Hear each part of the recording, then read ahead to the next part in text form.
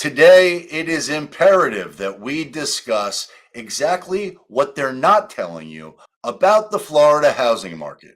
And the catalyst for this video is the fact that I received a phone call yesterday from someone just like you, and they must move to Florida because they got an incredible opportunity at a new job. And despite all the bad news that everyone has heard about the recession, about the economic changes, about mortgage interest rates going higher, about the impending doom that is likely to bring down the markets in totality, despite all of that, there are still people who must move, and they must move now. And recently I did a video talking about whether you should buy now or wait, which I will link into this video so that you can check it out, because buying right now is not right for everyone. But in this particular instance, for this particular person who just landed a much better job with a much higher income, it is right for them. And as a boots on the ground operator of a high performance real estate team, I want to serve and support everyone at the highest level, which of course involves an onboarding process to help them understand exactly what the risks and rewards and financial obligations that they are going to commit to. But assuming all those boxes are checked and it is right for them, we roll up our sleeves, we go to work, we find their dream home, and we negotiate them the best deal possible. And if we can ever help you, please reach out directly because we would love to help. Which brings me back to the original title of this video, which is what they're not telling you about the Florida housing market. We're completely confused about the local housing market in which they're shopping. And to be totally transparent, they're shopping in a market that I don't actively serve and support. They're shopping in Naples, Florida.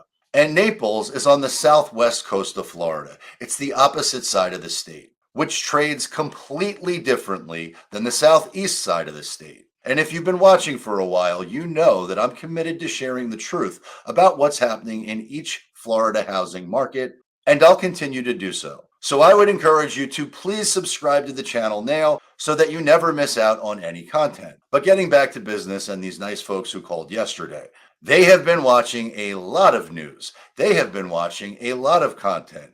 They have been completely brainwashed by many of the folks out there that are telling everyone that the Florida housing market is crashing. And to be abundantly clear, I am well aware of the economic changes and the cycle that we're going into, which is totally uncharted. And I'm also fully aware that these changes and the pain of recession will impact home values at some point in the future.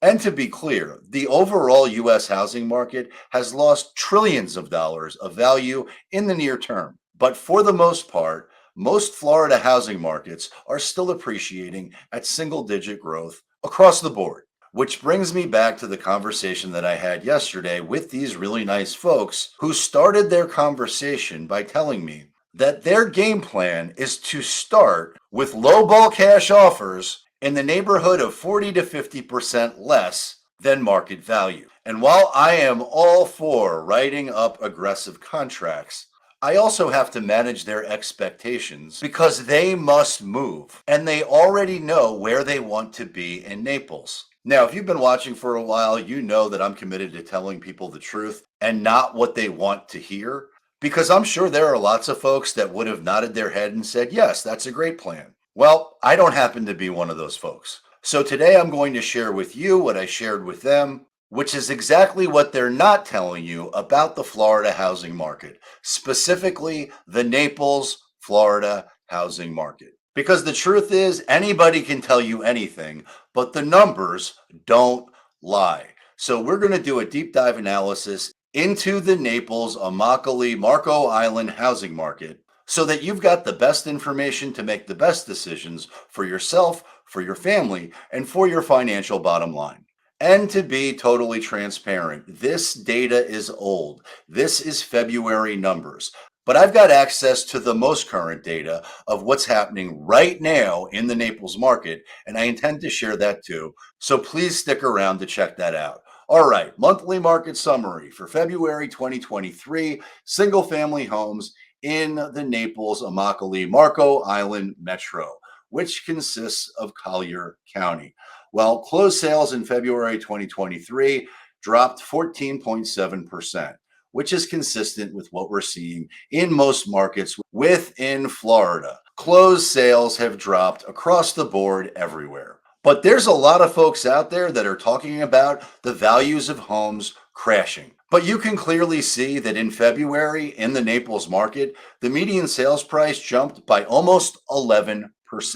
And the average sales price jumped by 14%, which is double digit appreciation. There is no housing crash in Naples as of February of 2023, which is completely meaningless to these people who I talked to yesterday because we're not in February 2023 and they didn't buy a house in February. They're going to buy a house in April. So we must know what's happening right now in April, and we're going to cover that next. But to be clear, buyers definitely have way more leverage in Naples than they have in a very long time, which is great news for these people.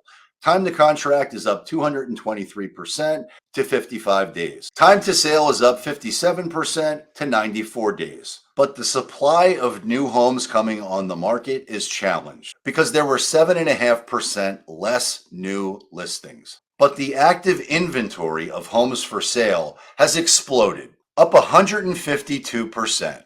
There are roughly 2,000 single family homes that are sitting on the market unsold, which translates into 4.6 months, which is a jump of 283% from 1.2 months, which is tremendous news for these folks because they have all the leverage and we can negotiate them the best deal possible. But again, this is old news. Let's look at what's happening right now. And what you can clearly see on this chart is basically a restatement of what we just shared, but it's a recap of February. And in February, the average for sale price was appreciating. But the for sale price is not particularly instructive because there's a lot of folks that overprice their homes. What's far more instructive is the sold price. And what the other comparison did not include is the fact that the average sold price in February 2023 in the Naples market was down 18.4% compared to last month, which is far more important information to understand because compared to last year, it was up 13.4%. So I suspect most agents are advising their sellers that the market's up 13.4%. And I doubt sincerely they're telling them the truth and saying, hey guys, guess what? The average sold price is down 18.4% compared to last month, at least in February. But let's see what April has revealed so far.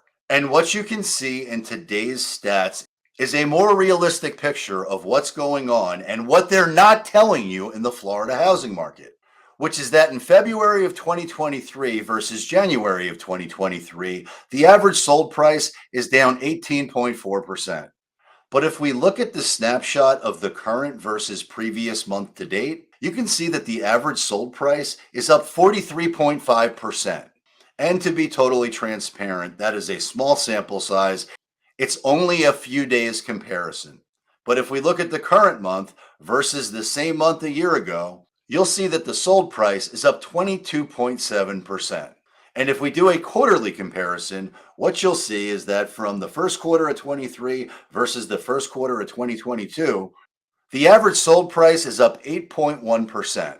And to be clear, I expect that we will definitely experience volatility in every market as the pain of recession worsens. But for today, this is what the Naples housing market looks like. So what I was obligated to tell these nice folks, which is exactly what I expect they're not telling you about the Florida housing market, is that depending on the market in which you're shopping, writing insanely low ball cash offers is not going to be a very effective strategy. Up until it is. But for today, it's not. Now, I hope you found this content valuable, and if you did, please subscribe to the channel, give it a thumbs up, share it with a friend. If there's ever anything I can do to help serve or support you, please reach out directly and check out my next video because I suspect you will love it a lot. And until next time, peace.